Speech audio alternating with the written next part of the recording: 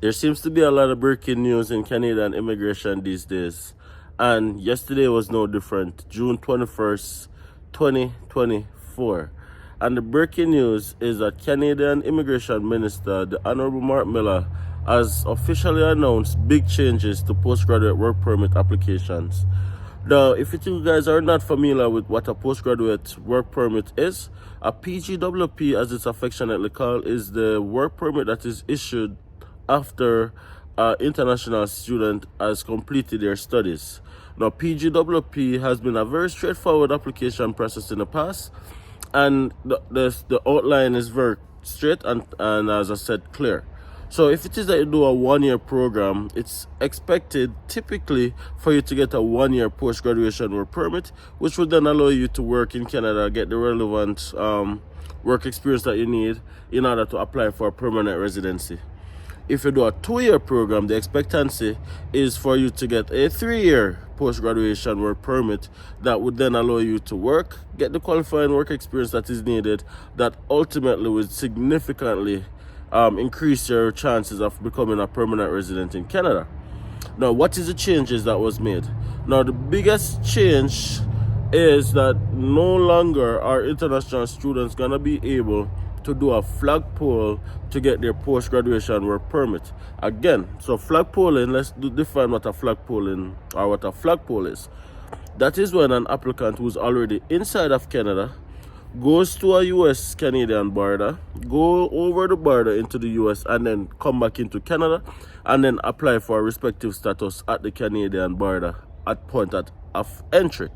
Now, what used to happen is a lot of international students was using flagpoling as a process to get their PGWP, and that is not going to be possible anymore. Now, this is not necessarily something that comes as a shock to me, because I was previously an international student and I applied online for my PGWP, and almost everyone who I know had applied online for their post-graduation work permit. Using my circle as a benchmark, I don't think that most international students use flagpoling as a process anyway. To get their PGWP, I think the vast majority use the proper channel, which is going online, applying, and then getting their approval. Now, this stems from a series of rumors that there's going to be big changes to the post-graduation work permit nuances, which means that the term is going to be different, the processes is going to be different, and the overall structure is going to look a little bit different. So a lot of persons has been speculating, but this is the first official change to the post-graduation work permit process, and it's a simple change. Instead of going to the border, you do it online. Now, I think the process is very straightforward.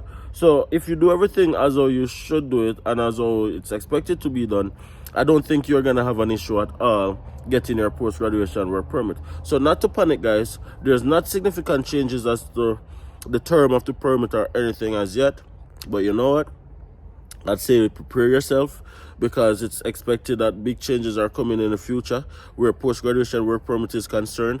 But for now, the only change is that you're not going to be able to do a flagpole to get your post-graduation work permit. Let me know in the comment section what you guys think about the change. Is this something that will affect you? Do you think this will affect a lot of students? Let me know what you think in the comment section. If you guys haven't already subscribed, please just take a second, hit that subscribe button and smash a like on this video. All right, really helps me out. See you guys in the next video.